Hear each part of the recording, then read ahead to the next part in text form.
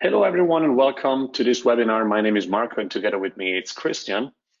Today, we're going to show you how to automate PDF, DXF, and STEP publishing by using Autodesk Vault job processor together with the coolOrange powerJobs. So if you are here, then it's probably because you're running Autodesk AutoCAD or Inventor, and you may or may not use Vault. But definitely you are creating PDF, DXF, STEP files or other formats manually, and that is quite time consuming. And you want to increase your design team's productivity and process quality by removing repetitive and manual tasks. So how to solve this problem? Well, if you are already running Vault Workgroup or Vault Professional, then you partially have already solved the problem. Because with Vault, you get also the Vault job processor.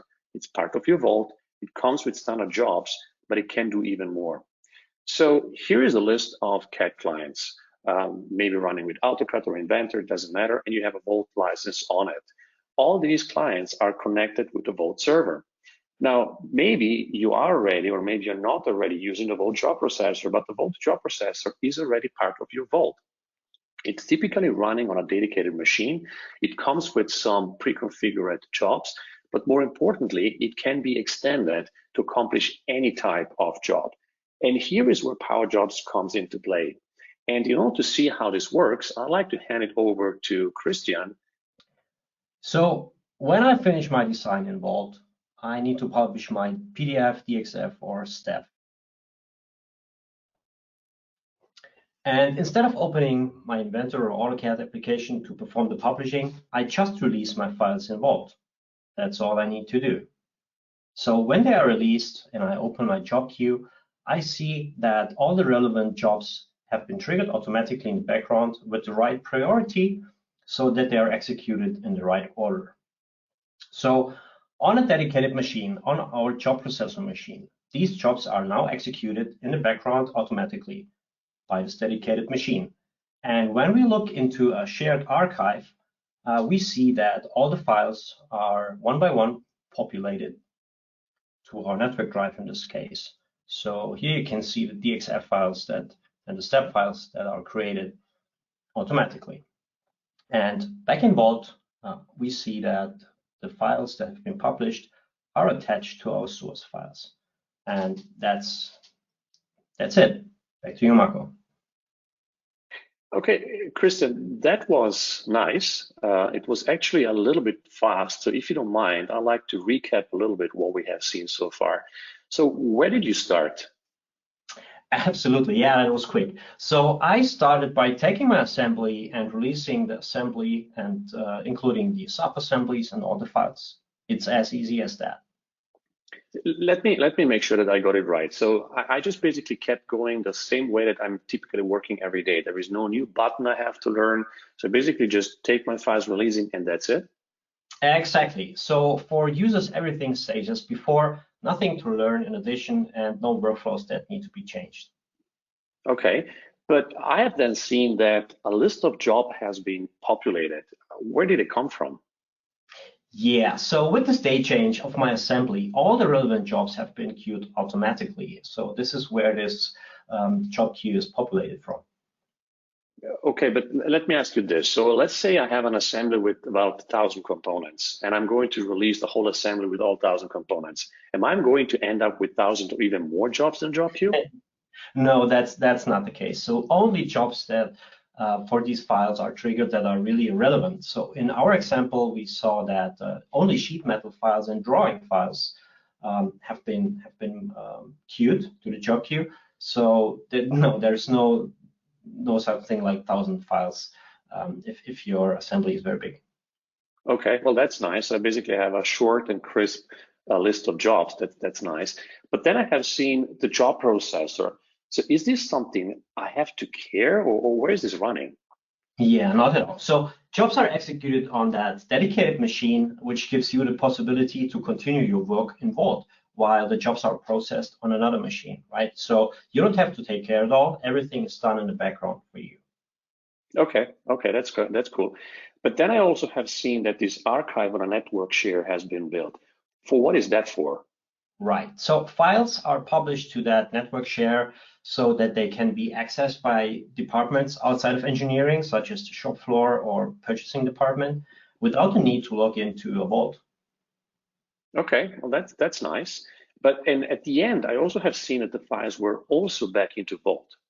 Yeah, right. That seems redundant, but it isn't, because a lot of customers are using the Vault Thin client, and by having the files published back into Vault, they can be accessed in the Thin client.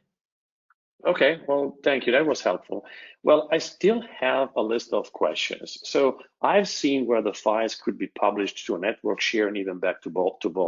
But what if I need a different location, such as SharePoint?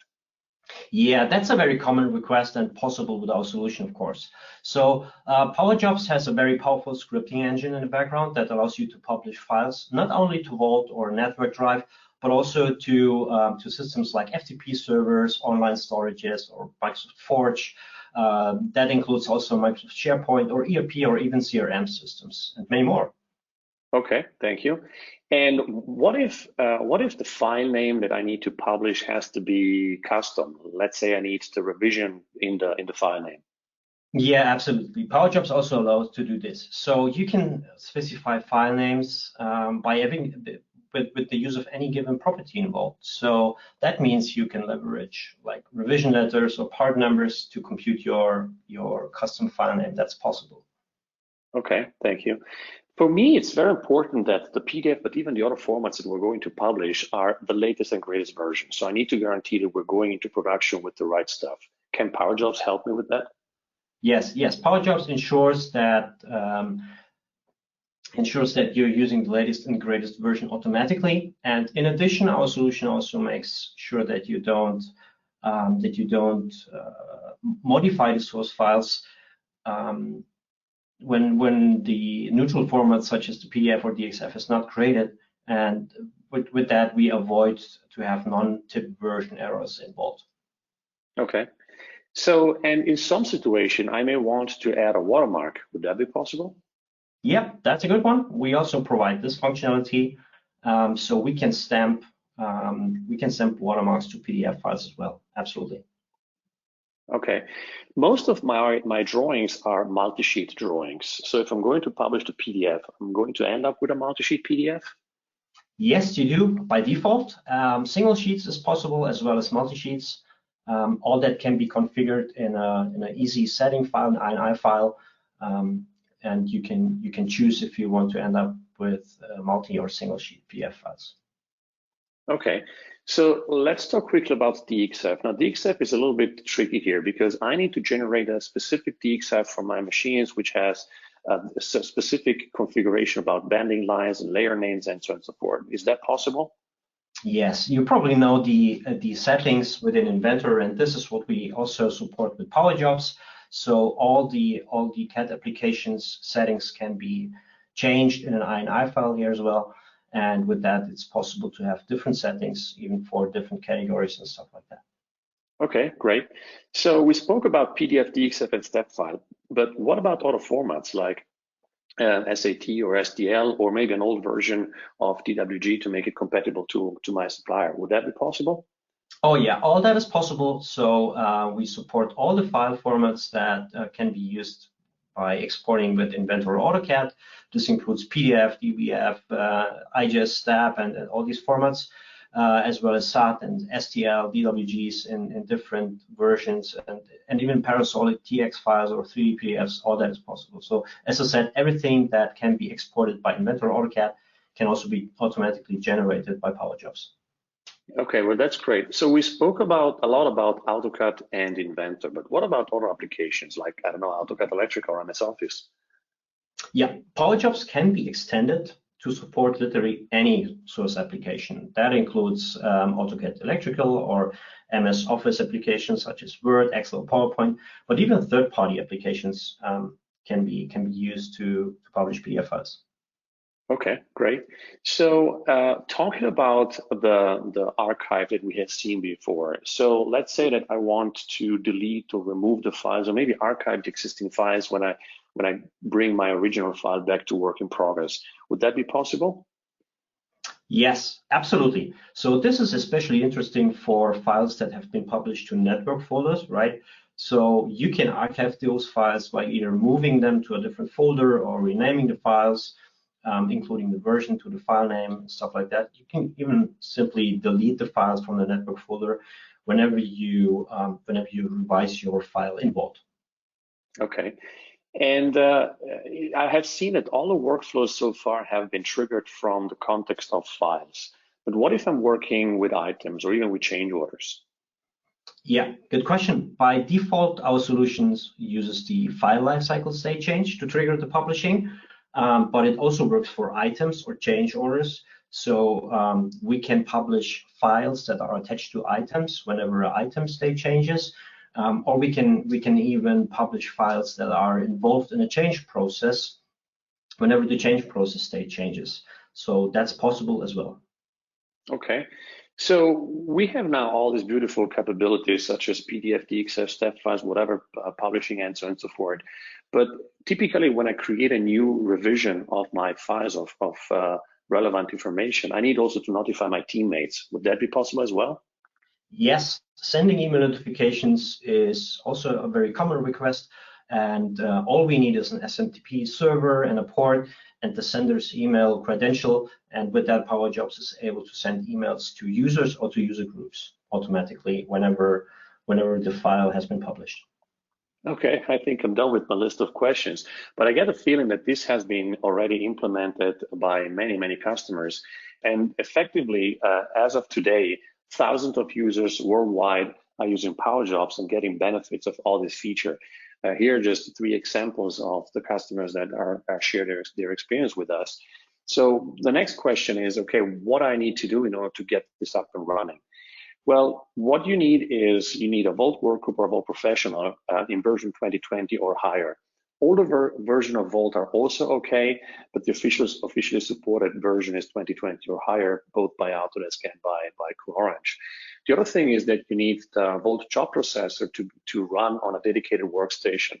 The workstation could be a physical workstation or a virtual workstation. Both is fine. The only important thing is that it's capable to run Inventor or the given application for generating the files. The other thing is that the job processor requires a Vault license. Now, the good news is that for the classic typical jobs, those can be executed through DWG TrueView or the Inventor server, which do not require a specific license. So typically just the job processor license is required.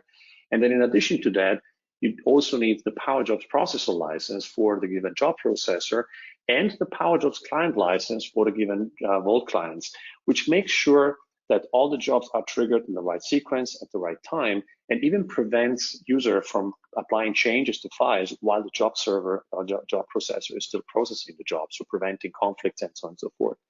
The last point is about service. Now, service is a tricky thing because powerJobs comes already with a set of pre-configured jobs. It works out of the box. But it might be that you may need a little bit of configuration, which typically is pretty simple and pretty easy. Or it could be that maybe your workflow is a little bit more articulated and it requires a little bit more of service engagement.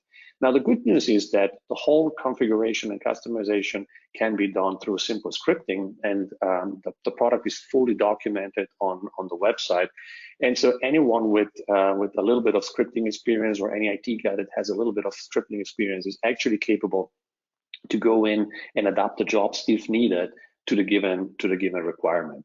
The question is now where to start. Well, the simplest way to start is to go on the website, download the 30 days trial version, and then just give it a try. And you can basically replicate what you have seen today on your own machine. Any questions? We're here to help you, of course. The other thing is that if you may want to see what is the cost you have already, we have put a little return of investment calculator on our website, where you can enter a couple of parameters and see basically what is the expense you have today or what could be the benefit that you could get from a solution like this. If you have any questions or you need a quote, you're welcome to get back to us. Just drop us an email to sales@coolOrange.com. Or if you want to get in touch, for instance, with one of our certified resellers, again, on our website, under the section contacts, you will see there the list of all certified resellers, and you can just reach out to them if you want. I'd like to thank you for attending this webinar. I hope it was interesting and hope to hear soon from you. Thank you very much and have a good day.